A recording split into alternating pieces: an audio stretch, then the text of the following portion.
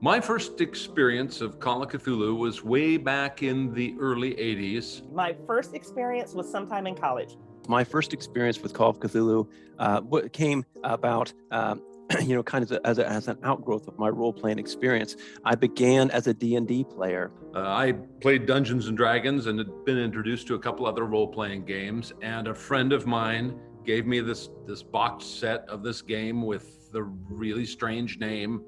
And at that point, I was not familiar with H.P. Lovecraft, and even the terrific artwork from Gene Day on the box cover didn't quite suck me in, and it sat on my shelf for probably, I don't know, six or 8 months. I was either not in a seasonally good mindset for Call of Cthulhu, or I wasn't mature enough for it, because I played it and it left zero lasting impression on me whatsoever. Completely forgot about it. It was just like, oh, okay, let's get back to D&D and have a great day.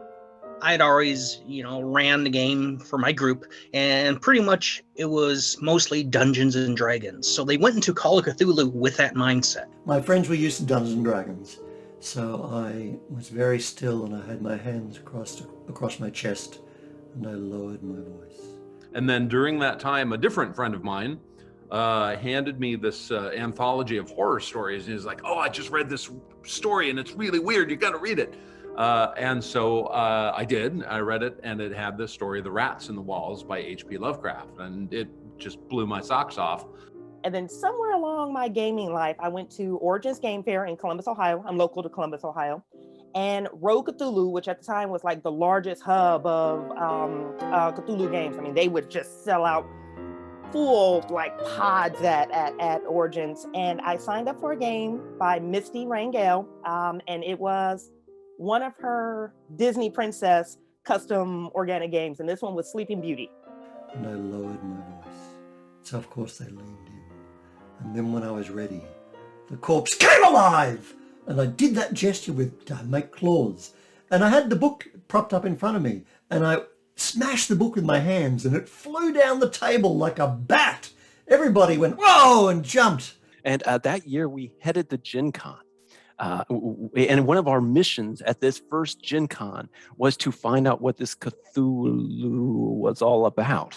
So I remember going to the Chaosium booth at Gen Con, and there was Greg Stafford. He was there. Let me see. Keith Herbert was there. The booth itself was different. It was different from all the other booths, right? They were wearing lab coats with blood stains on them. And immediately we knew something was different about this group. With this same guy, Daryl Touchton was the one who had tipped me off to Lovecraft, and he was the first person I roped into playing Call of Cthulhu with me. And we just played one-on-one, The Haunting. I was the keeper, and he was the player, just a single investigator. And as you know, the Haunting's not an easy scenario. And of course, coming out of the Dungeons and Dragons tradition, it's extra not an easy scenario. So here comes the zombie, and I'm careful not to call him a zombie. I'm like an undead thing, a shambling husk. I'm playing it for all it's worth.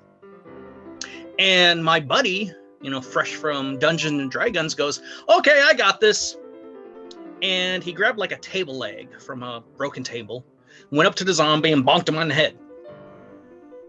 And the zombie just looked at him, grabbed him, threw him down, and ripped him apart. So the father and the hospital administrator are yelling at each other in a corner Origins. And I'm sitting back like, they're standing up and arguing in character. That never happened in D&D. At no point did I ever stand up and yell at the dragon.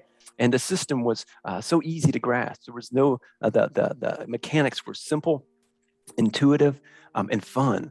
And the fact that your characters were so fragile after coming from, the D&D world where they're immortal, having these guys that could be crushed by anything. It was just so amazing and such a incredible, refreshing experience. And the rules, like I had this sheet that was a single sheet, and all it was percentages. Super easy, super intuitive. It didn't take a whole lot to learn. So I could actually put the sheet down and just enjoy the story.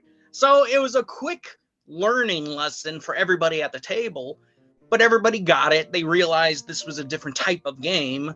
And, we've been playing Cthulhu for decades now. To venture out into these terrible investigations with these fragile characters and see what kind of terrible things could happen to them. And from then on, we were hooked. And we were hooked for life, and we still are. Yeah, I'm very deeply grateful to my pal Jody Ruler, who was the one who gave me that first box set that I didn't play with for a couple months, but boy, I'm sure glad I did.